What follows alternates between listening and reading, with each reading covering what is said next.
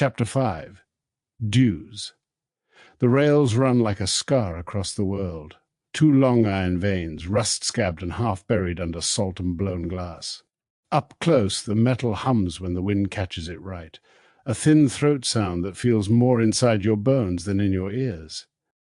Asa squats with her palm on the line like she's touching a fever. I stand with the maul's head resting on my boot, the revolver heavy at my hip, and try not to imagine the day a machine bigger than towns will breathe on this spine again. "We're not ready," I say. "We're never ready," Asa answers, straightening. The desert light turns her eyes into coins. "But the town needs to know this is here." Then we head back. My throat tightens like it knows what that means. We'll need more people, more rounds, rope, food, a plan. She nods once, clean as a blade. "And rules," she says softly. "For the primes, rules that even rules won't keep," I mutter. And we both pretend that's optimism. We turn our backs on the rails, on the long, low hum like a god testing a note, and start toward Blackroot's thinning edge. The wind carries dust and the memory of sweet rot from the forest. A few birds that shouldn't exist cut crooked V's across the sky, and my father's voice wades up uninvited. The world keeps trying to be alive. That's vanity, but I'm grateful for it. We walk until the sun starts to droop and the shadows remember knife work. At the rise above the culvert where the bridge died, Asa pauses, chin lifted like a hound catching scent. I already know what she smells. Sweat baked into stone, old blood, the swampy sweetness of Blackroot's sap. And under all that, a human thing, warm and animal and swallowed by dust. A shape limps out from the slope, pauses and lifts a slow hand. Gren. He looks wrong and right at once. Wrong for living. Right in the way stubborn things always look right when they refuse what the world tried to write on them. His shoulder is bound in a shirt that used to be white and now is a map of sins. Black resin streaks his forearm like a child's. Handprint. Dried blood cakes his hair and neck. His left arm hangs strange, 3 degrees off the way God planned. He smiles, small and shy, like he's apologizing for not staying dead. "Evenin'," he says, voice a gravel road. "Didn't mean to." He stops like the rest of the sentence fell out of his pocket somewhere, and he's too polite to go looking for it. Asa is already moving. The knife flashes low and fast. Gren doesn't even raise his crossbow. He flinches late in the slow way big animals flinch, and the blade lays a line on his upper arm that opens like a mouth and spills red. "Asa!" I bark, stepping between them. She shoves me. I catch her wrist. She spins out of it like water, comes around with the butt of her knife and clips my cheek hard enough to make the world tilt. Gren makes a small, pained sound and takes a step backward that looks like a building learning to bow. "Don't," I tell her, blood in my mouth. "Not like this. Like—" She spits. She is all edges and breath. Like justice. Like truth. "Move." Gren lifts his empty hand, palm out, fingers spread like he learned a sign once and kept it because it felt right. "Didn't mean for you to see me," he says. "Meant to follow from far. Make sure night don't take you Asa lunges again." I shoulder into her, and we hit the dirt together. She is small like lightning, not much to hold, impossible to keep. She slashes at the space my face just vacated, and I smell my own hair singe against the blade. "We are not doing this," I growl, grabbing for her knife hand. "We are," she says, calm in a way that means she isn't. Her knee comes up and kisses my ribs. Pain persuades. I let go because the body does its math whether the mind approves or not. She's on her feet before I am. She lunges for Gren, who stands there like a tree that thinks it's a man. He doesn't dodge. He just says, "I'm sorry," like he's saying good morning or there's water over that ridge. I don't think. I don't plan. I slam into her from the side, shoulder to ribs, and we tumble into the gravel. The knife clatters away, sings once, and lies there wanting to be relevant. She comes up with her fists. Good. I know fists. I block one, take one on the cheek, let the third glance off my collarbone, and then I shove her back with my forearm across her chest just hard enough to make a point that isn't, "I'm stronger." She snarls and tucks, going low, trying to get inside where the maul would be useless if I had it in my hands. Her style is sand and teeth and now. Mine is weight and angles and no. We have always fought that way, without touching. "Stop," I say. "No," she says, and the word breaks on the sharp edge of something she's been carrying too far for too long. She swings. I catch her wrist and pull step behind, pin her arm. She pulls a trick I taught her, heel on instep, roll the hip, yank the elbow free, and whips around so fast the edge of her palm finds my throat before my hands find her shoulders. I choke, blink, see stars, and then I'm laughing because my body thinks this is a game I told her to play years ago. She hates that laugh. She tries to erase it with her knuckles. I let two land because she needs to hear Bones talk back. I slip the third, duck the fourth, and then I step in and bear hug her arms to her sides and fall forward, taking us both down because gravity is the only referee out here.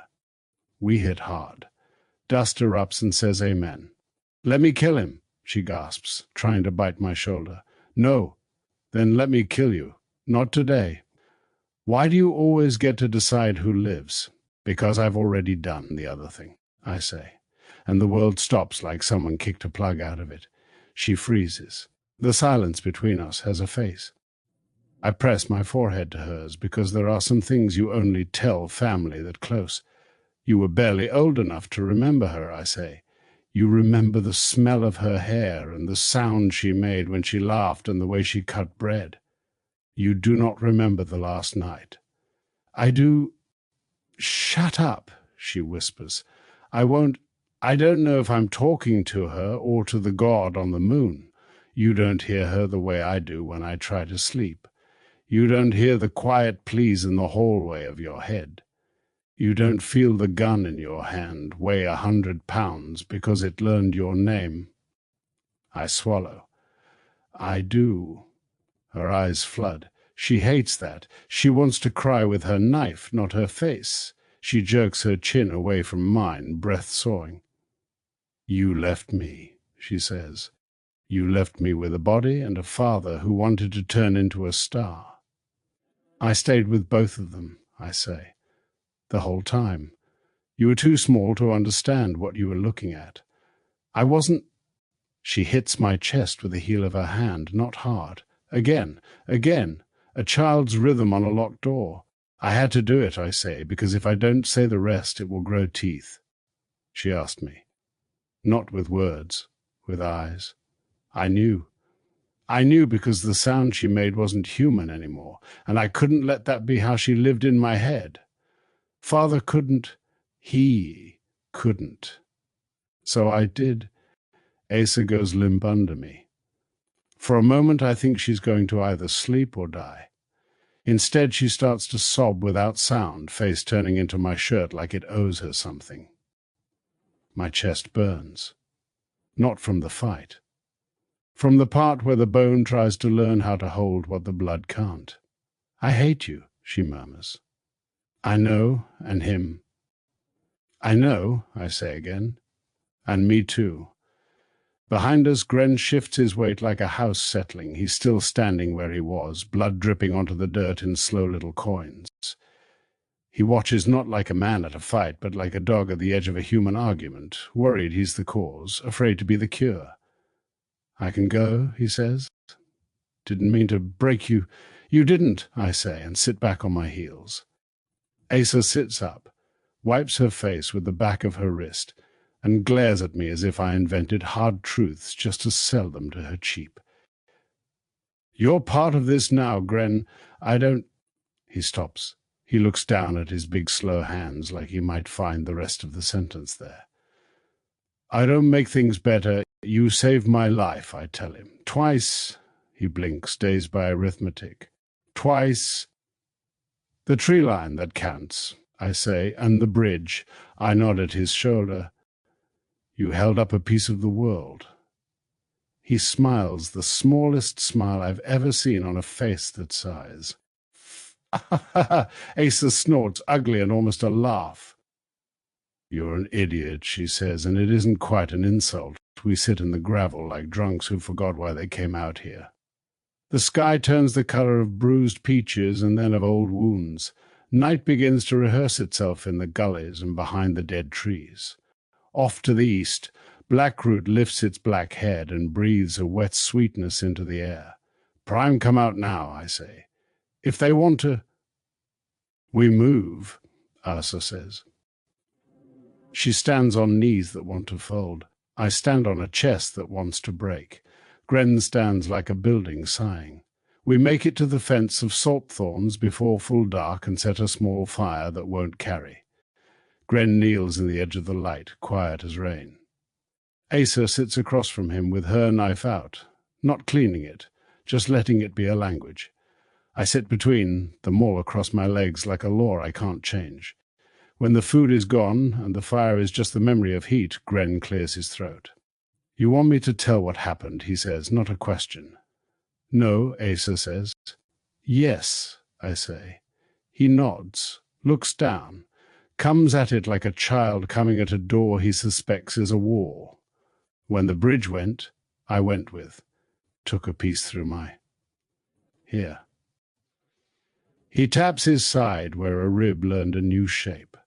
Sleepers took a bite out of my coat. My arm caught on iron, that helped. Hurt a lot, but helped. I pushed the slab to the side a little, made a pocket. Waited till they forgot to be hungry at the same time. He shrugs, winces. Crawled out. Went down the culvert instead of up. Smelled where the wind was born. Came up a mile out. He looks at his hands again like they told the story, and he just borrowed their mouths. Then I took a nap.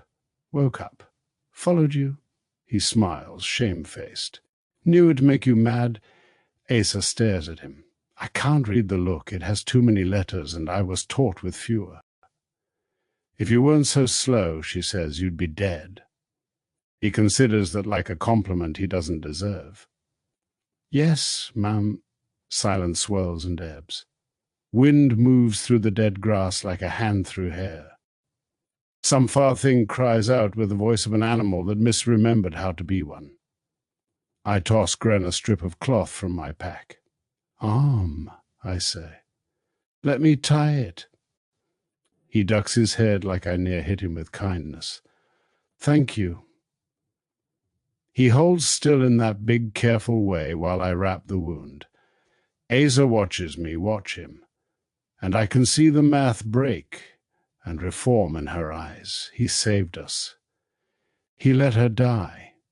He saved us. He let her die. It will be years before that sum stops asking for remainders. When his arm is bound, Asa gets up and circles the fire to him. She crouches, takes his hand, turns it palm up, and then lets it go like it burned her. Don't make me forgive you, she says. It'll make me cruel to myself. He nods, slow as tide. Won't ask. Good, he thinks, frowns. Finds a word he likes better. But I'll be here till you do. She stares at him, something like grief, and something like hate, and something like a door unlatching behind her eyes. You're slower than a dead mule. Yes, ma'am, he says again, happy to be told what he already knew. We camped beside the rails that night. The steel sings in the wind, a faint, steady tone like a breath held too long. We don't talk about where it's coming from. We don't talk about the thing that will run this spine and sort the bold from the dead. We don't talk about the town that will accuse us of lying and then ask us to lead. Asa lies with her back to me and her knife under her cheek. Gren lies just beyond the light, on his side like a dog that would rather watch than sleep. I lie on the thin edge of the maul's handle and let it bruise me into remembering I have a body that can still learn. After a while, Asa speaks without turning. We go back, she says. Tomorrow, I agree. Before the next moon fatten, we tell them, she says. We show them we will, and then we see who's brave, I say. And who's hungry. She makes a small sound that could be a laugh, or a sob, or both. You forgive him, she says. I say, and mean it. I don't, she says, and means it less than she wants to. Gren hums a song under his breath. It's the same one he hums when he thinks we aren't listening. It sounds like a lullaby made for mountains. Gren, I say, and he stops humming like he touched a prayer with dirty hands. Thank you. He shifts, embarrassed. Didn't do right before, he says, trying to do right after. If you keep walking, I can carry good, I say, because when we get back, I plan to make the world heavier. No one answers. The rails answer for them, a thin, bright noise that might be iron and might be omen. I fall into a sleep that doesn't fight me as hard as it used to. I dream the train opening its mouth to swallow us town by town. I dream my father sitting in his chair, eyes on the line where the horizon is a lie that keeps lonely men alive.